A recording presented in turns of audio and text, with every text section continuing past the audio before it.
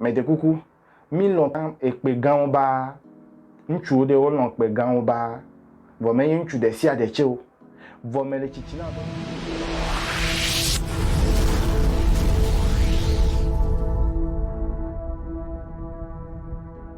Yo no vilo lo me dogbe na mesia me va gben kepe avalaji nko nyenye edem ne eva moji ja gbagba ne na subscribe na comment video ya okay magede me new video yi me di ma for no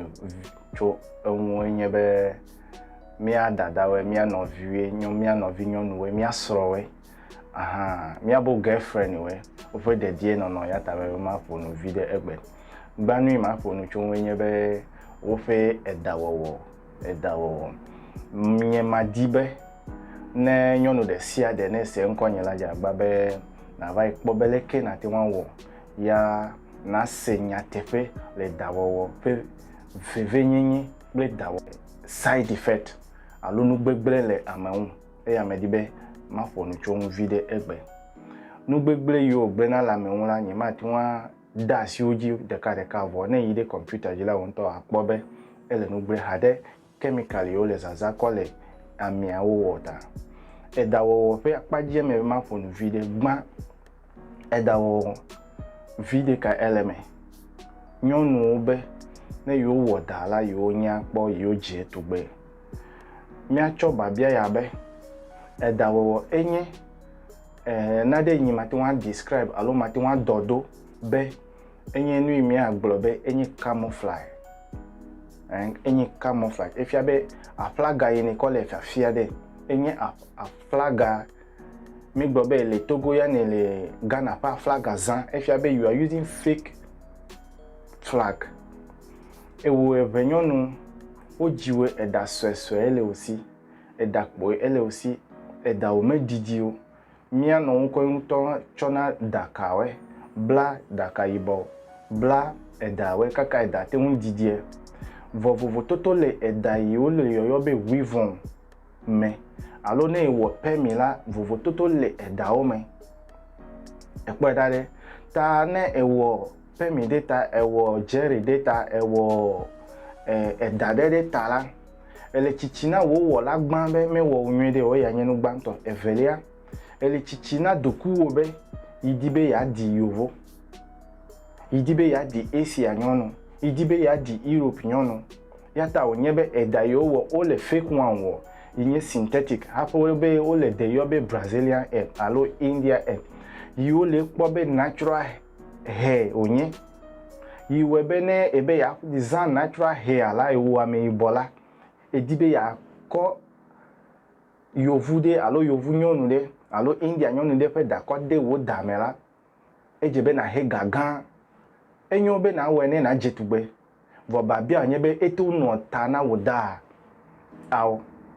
yinyi pli omi anya be mi anowo alo ame yo jimi dagbe ya me mi atogbi o fe agbe yo no de ejebe mi tro ide tepe e ata me va moji mi afa de die nono evenyo no fe de die nono lono ile jime na mde ya me kole emoji va be mi afa agbe na vivi wa woda ba vomebe gba ami yo ko le dawo ele nu gbele nwe evelia ne le chichina doku obede nyeme jetugbo eje me ma choda data hape ma jetugbe e ya nyenu imedi me na nya evenyo lo le moji nyema fonu sugbo ne we po ebe anowo wa no jijo dona ora no mega nlo bebe edibe ya di mi ape slave matter esron yovu yova tu mi aji yo fimi yo rape mi atogbi o soro wede edibe ya di o soro we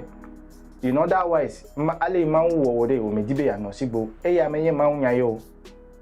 vo mi cover mi afa gbe no me wo video de cho da no ke obe dollar lo le yo like baby info pe video ade e ya chele me they brainwash us yi we be nyima aka ha cho e fia be yovu nyi wo plola tanele yovu pe da pobe e ya kwa na be na ti won jetugbe. It is mental slavery. You corner me avenyon way, you corner African women. If you are in that criteria, I am a dibenanya. And that you bina, I mean, Massa ile Kenya, Massa ito le Kenya. Ogale natural zavas degbe. I mean, gidoga le zaya. Vone le susu obe ya vai wo pemi ya wo jere yi wo ebe soro de fe de wo gblende. I don't think it's the right thing. Menyo ma dom ya ji o. Okay. Magede apa evelia. Evelia me di ma kasi un e ya nye bleaching e ya me di ma ponucho. Enye me bien ame bo pa ba bien. Ne ekponyo ba bien la ele eveduko de sia de kuleme. Le ame bo duko de sia de kuleme nyewu ba bien ya. Vone edibe ya bia nyu ba bia nyame ibo ma wo mewe nyame ibo abe nyu da ile tanam e da ibo ile tanam e po nyu ge vidi ya we e ge ibo e yo vode wo jo wo to e da didi de tanawe o ga bia deji vone nyame ibo ya ni le doku oklobe ya nyi yo vode e fi abe gba e chichina doku obe yo vo fe agbazin e nyu towe. Et à ta me wo bébé il faut faire vidéo mi ame boy je be mi lon mi adoku e nya me je me yen me lo ame bo lo ame je yo vo de sigbe wa cho le wo de du ko mere o lon wo doku o po wo soro die ni me po kede ve unchu de ibe yi soro ne klo yi doku happen ya deo in other wise ne klo doku happen chu de we. And later on, ga meva no ina kwa amia na no sisi ode.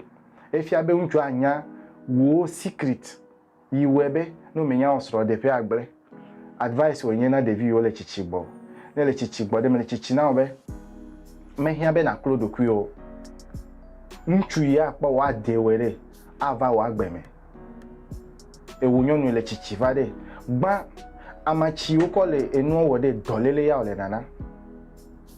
Amachi ukole bleach yan wode dolele ya ole nana. Dolele yo le nana de cancer pleto wode nyimate wan han ofete le monjo. Vonye me kole colonial system eva. Be gba na vuo susume.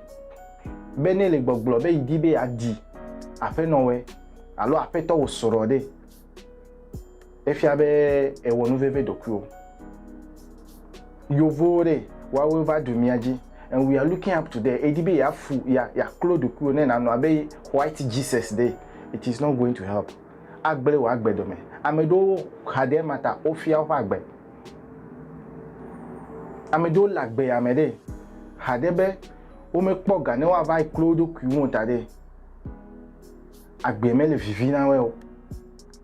Agbazema una o de chere be na ko.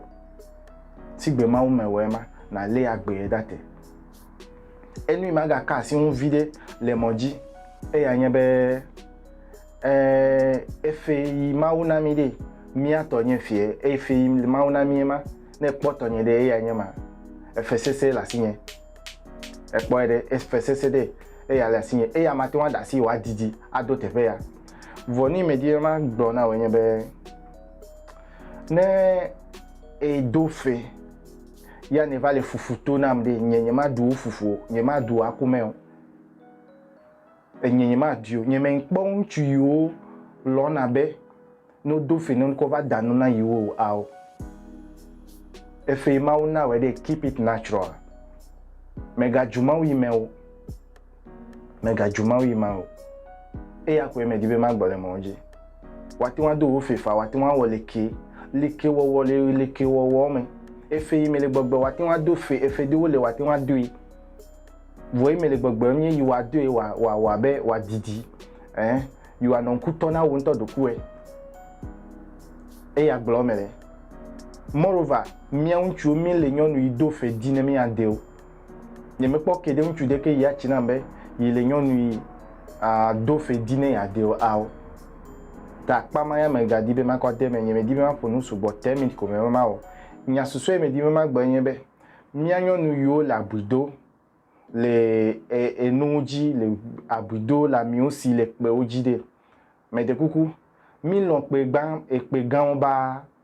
nchu de o lon pe gan ba vo me nchu de si ade che o vo me le chichina be de side effect na do amachima o de me nyenu vie o side effect ile amachima o de me nyenu vie o nyenu gbegbe ya gble nu le wa gbe won ya didi wa gbe apoto mi me di be mi adenyo nu de no gede kuhi ma o me yata me ko ya cover moji. Our women need to wake up.